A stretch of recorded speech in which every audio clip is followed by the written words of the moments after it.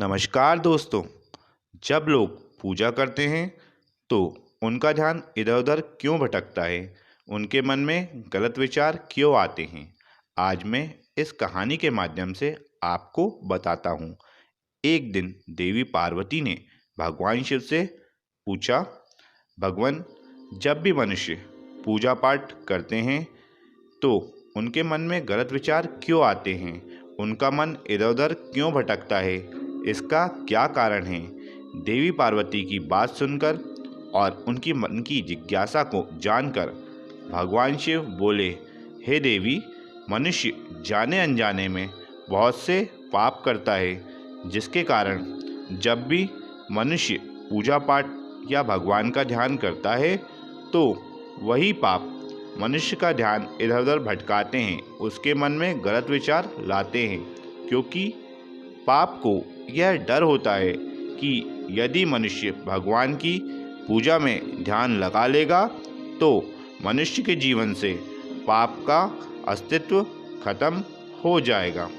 इसलिए मनुष्य के पाप उसके मन को पूजा पाठ करने से भटकाते हैं, जिसके कारण मनुष्य अपनी पूजा पाठ का फल नहीं पा पाता। भगवान शिव की बात सुनकर देवी पार्वती ने कहा, भगवान, जो पाप जाने अनजाने में हो जाते हैं वो पाप मनुष्य के मन को पूजा पाठ करने में नहीं लगने देते, तो उससे बचने का क्या उपाय है? तो भगवान शिव ने एक संत की तरफ इशारा करते हुए कहा कि इस प्रश्न का उत्तर इनके साथ घट रही घटना से आपको मिल जाएगा।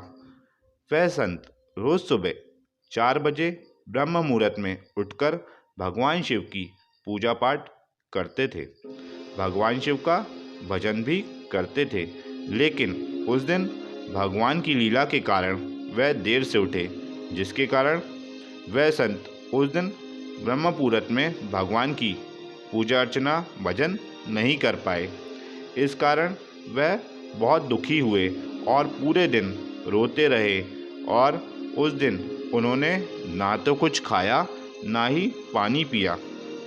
अब अगले दिन जब संत सो रहे थे तो प्रातःकाल 3:30 बजे उन्हें एक आवाज़ सुनाई देती है, हे मुनिवर, उठो, तुम्हारी पूजा का समय हो गया है। जब संत के कानों में यह वचन पहुंचते हैं तो वह जागकर बोलते हैं, कौन हो तुम?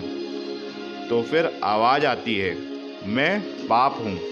तो संत कहते हैं, अगर तुम पाप हो तो फिर मुझे भगवान की पूजा के लिए क्यों जगाया?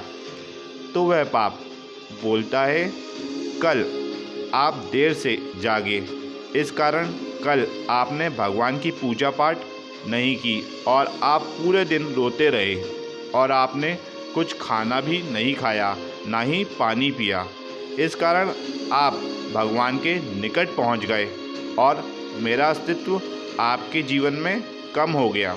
इसलिए आज मैं आपको समय से जगा रहा हूं, क्योंकि अगर आज फिर आप देरी से उठेंगे तो आप फिर भगवान की पूजा नहीं कर पाएंगे और आप दिन भर रोते रहेंगे और कुछ ना ही खाएंगे ना ही पिएंगे।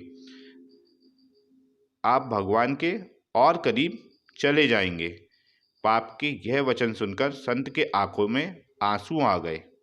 यह दृश्य देखकर देवी पार्वती ने भगवान शिव से कहा, हे देव, क्या मनुष्य को अपने पापों को कम करने के लिए रोना पड़ेगा, खाने और पानी का त्याग करना पड़ेगा? तो भगवान शिव ने कहा, नहीं, इसका यह अर्थ नहीं है कि मनुष्य को अपने पाप को कम करने के लिए रोना है या खाने पीने का त्याग करना है।